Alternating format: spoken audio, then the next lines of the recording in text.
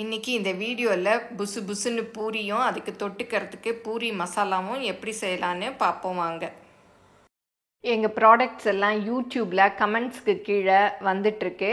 அதில் போய் கிளிக் பண்ணிங்கன்னா அதோட ரேட்டு டீட்டெயில்ஸ் எல்லாமே இருக்கும். அதை கிளிக் பண்ணி நீங்கள் வேணுங்கிற பொருளை ஆர்டர் பண்ணி வாங்கிக்கலாம்.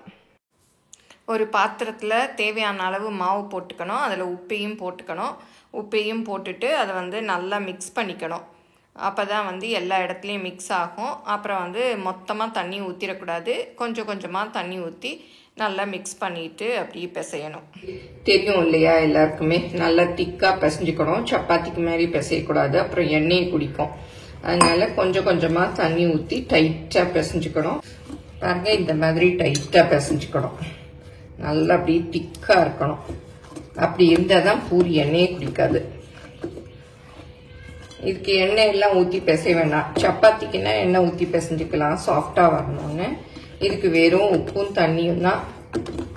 இப்போ சின்ன சின்னதாக நம்ம உருட்டி வச்சுக்கிட்டோம்னா தேய்க்கிறதுக்கு கொஞ்சம் ஈஸியாக இருக்கும். அந்த நேரம் நம்ம உருட்டிட்டு இருக்க வேண்டாம். ஏன்னா கை இப்போதான் அந்த மாவு பிசைஞ்ச கையோடு அப்படியே உருட்டி வச்சிடலாம். உங்களுக்கு எவ்வளோ சைஸ் வேணுமோ அந்த மாதிரி உருட்டிக்கலாம்.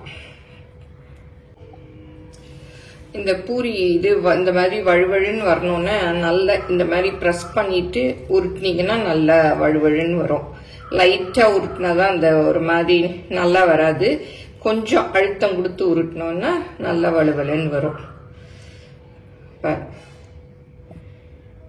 எல்லாமே பூரிக்கு ரெடி பண்ணியாச்சு. மூடி வச்சுக்கலாம். கிழங்கு வச்சுட்டு நம்ம பூரி போட்டுக்கலாம். இப்போ பூரிக்கு கிழங்கு வேக வச்சுட்டேன். வெங்காயம் இதெல்லாமே நறுக்கியாச்சு. தக்காளி மாத்திரம் தக்காளி இந்த மாதிரி பொடி பொடியாக கட் பண்ணிக்கணும். சின்னதாக கட் பண்ணிக்கிட்டா அந்த உருளைக்கிழங்கோட சேர்ந்து வேகும்.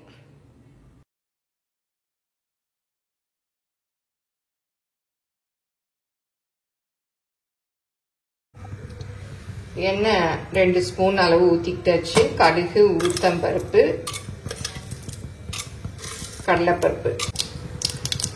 இப்போ நல்லா செவந்துருச்சு. வெங்காயம் போட்டுக்கலாம். இதில் முந்திரி பருப்பு கூட நீங்கள் உளுத்தம் பருப்பு போடுறதே போட்டுக்கலாம். இது கொஞ்சம் நல்லா வதக்கட்டும். தட்டி வச்சு தெரிஞ்சியும் போட்டுக்கலாம்.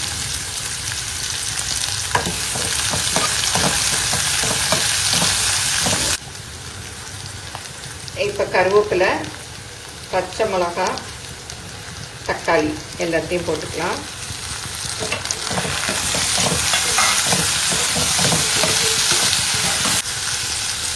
இந்த கிழங்குக்கு தேவையான உப்பையும் போட்டுக்கலாம். இதில் நீங்கள் கொஞ்சம் கேரட் துருவி சேர்த்துக்கிறதுனாலும் சேர்த்துக்கலாம், பட்டாணி போடுறதுனாலும் போட்டுக்கலாம்.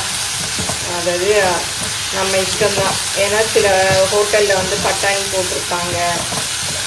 சில இதில் துருவிட்டு கேரட் கூட இருக்கும் ஒவ்வொரு ஹோட்டலில். இப்போ வேக வச்ச உருளைக்கிழங்கையும் தோல் வச்சுட்டு போட்டாச்சு. கொஞ்சம் மஞ்சள் பொடி போட்டுக்கலாம்.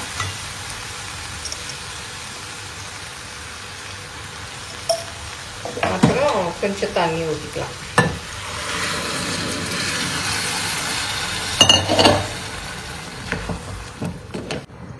இப்போ கொதி வருது.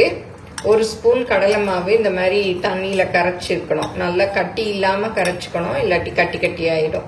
கரைச்சிட்டு ஊற்றிக்கலாம். கடலை மாவு இல்லைன்னா பொட்டுக்கடலை மாவு, எந்த மாவுனாலும் ஊற்றினா நல்லா திக்காக சேர்ந்து நல்லா இருக்கும்.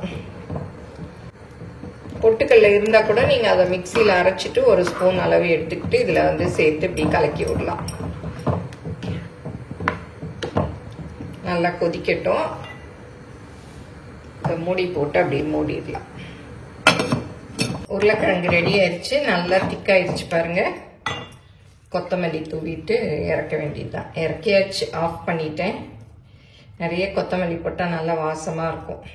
இந்த தண்டுலாம் இருக்கு பாருங்க, அதெல்லாம் கூட போடுங்க, நல்லா இருக்கும். உருளைக்கிழங்கு சூப்பராக ரெடி ஆயிடுச்சு. இன்னும் கொஞ்சம் தண்ணியாக இருந்ததுன்னா இன்னும் ஒரு 1/2 ஸ்பூன் கடலை மாவு கலந்து மிக்ஸ் பண்ணிக்கங்க. நல்லா திக்காயிரும். நீங்களும் சுவையாக சமைக்கணுமா எங்கள் மசாலா பொடிகளை யூஸ் பண்ணி பாருங்கள். அதெல்லாம் வாங்கணுன்னா ஸ்க்ரீனில் வர்ற வெப்சைட்டுக்கும் வாட்ஸ்அப் நம்பருக்கும் போய் ஆர்டர் பண்ணிங்கன்னா நீங்கள் வேணுங்கிறத வாங்கிக்கலாம். பூரியெல்லாம் தேய்ச்சி வச்சாச்சு. பூரி தேய்க்கிறதுக்கு எண்ணெய் தான் யூஸ் பண்ணோம். ஏன்னா நம்ம மாவு யூஸ் பண்ணோன்னா எண்ணெயில் அப்புறம் நம்ம பொரிக்கிறச்சு அப்படியே எண்ணெய் இல்லை கருப்பு கருப்பாக ஆகிடும். பாருங்கள், இந்த மாதிரி கொஞ்சம் திக்காக தேய்ச்சிக்கிட்டோன்னா நல்லா பூரி எலும்பும். லேசாக தேய்ச்சிக்கிட்டோன்னா எலும்பாது. இந்த அளவு இருக்கணும். அப்போ தான் நல்லா உப்பி அப்படியே நல்லா மேலே எழும்பி வரும். நிறைய பேர் இந்த பூரி நல்லா பஃபியாக வர்றதுக்கு ரவையெல்லாம் ஒரு ஸ்பூன் சேர்த்துக்குவாங்க. அப்படி சேர்த்துவும் பண்ணலாம். இப்போ நான் ஒன்றும் சேர்க்கலை. சேர்க்காமே நல்லா பூரி எலும்பி வரும் பாருங்க. இப்போ எண்ணெய் நல்லா காஞ்சிருச்சு, போட்டுக்கலாம். கொஞ்சம் அப்படி அமுக்கி விடணும்.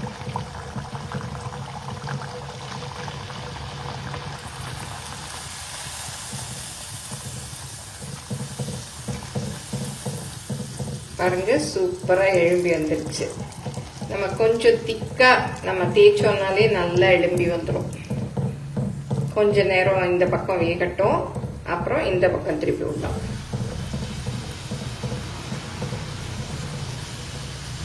பாருங்க, சூப்பரா எழும்பி வந்துருச்சு. ஒன்றும் பண்ணல, சிம்பிளா மாவுல உப்பு தண்ணி தான் ஊற்றி பிசைஞ்சோம்.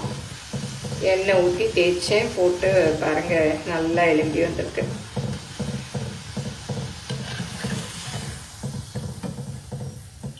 நல்ல பஃபி பூரி ரெடி ஆயிடுச்சு.